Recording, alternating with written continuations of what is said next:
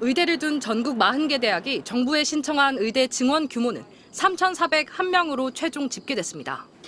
지난해 수요조사에서 올해 증원이 가능하다고 답했던 최대치 2,847명을 훌쩍 넘겼습니다. 증원 요구는 특히 비수도권 대학에서 쏟아졌습니다. 비수도권의 27개 대학은 기존 정원보다 2.2배 많은 2,471명을 늘려달라고 요구했습니다. 지역 의료 및 필수 의료 강화에 대한 지역의 강력한 희망을 표시한 것으로 풀이됩니다. 충북대에선 현재 49명인 정원을 5배 수준인 210명까지 늘려달라고 신청했고, 울산대도 40명에서 110명으로 4배 가까이로 늘릴 수 있다고 밝혔습니다. 수도권 의대 13곳에선 모두 930명을 늘리겠다고 신청했습니다.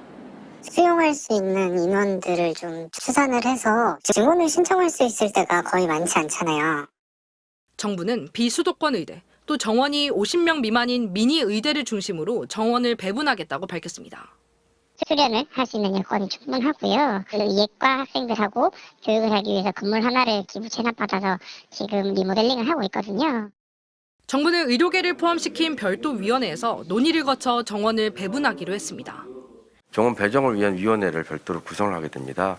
복지부, 교육부뿐만 아니라 의료계 전문 가들 모여서 교육부는 대학들의 신청 인원과 무관하게 최종 증원 규모는 2,000명이라고 못 박았습니다. 또 다음 달 대학의 정원을 통보하고 수정된 모집 요강을 5월 말까지 발표하는 일정도 변함이 없다고 덧붙였습니다. MBC 뉴스 유서영입니다. 강원대 의과대학 정문 앞에서 의대 교수 2명이 삭발식을 벌였습니다. 이들은 대학 측에서 구성원의 뜻을 고려하지 않은 채 3배 가까이 의대 증원을 신청했다고 반발했습니다.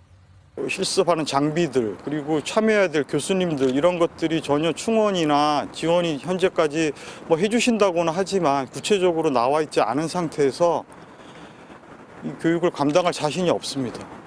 의대 교수들 사이에선 사직서 제출이 잇따랐습니다.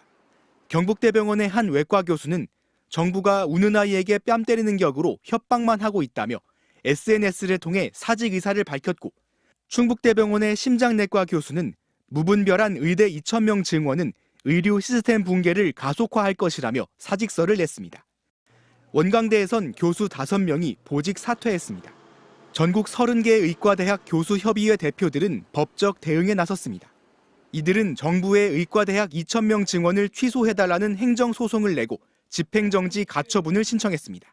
문재인 정부 때 그때도 400명씩 정원하겠다 발표를 했었잖아요. 그때는 당연히 교육부 장관이 했어요. 보건복지부 장관은 법적으로 아무런 권한이 없는 자입니다. 당연 무효입니다.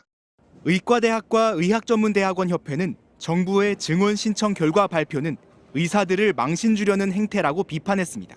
어차피 2,000이잖아요. 이 중간 숫자를 왜 발표하는지 잘 이해를 못하겠어요. 다분히 의사들 망신 주는 거죠. 보여주기식이었다. 의사협회는 정부가 대학을 압박해 신청하게 한 결과라고 비난했습니다. MBC 뉴스 홍익표입니다.